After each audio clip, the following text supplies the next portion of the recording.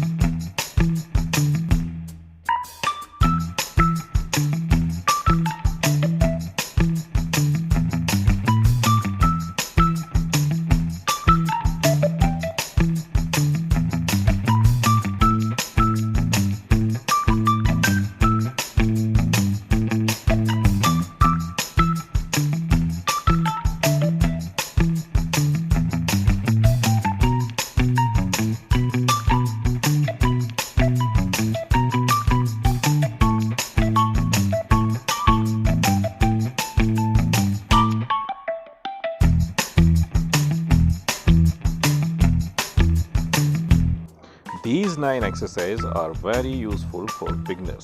They must do it. For a complete course of how to draw easy beginners course, visit me on www.mueenakhtar.com. Thanks for watching.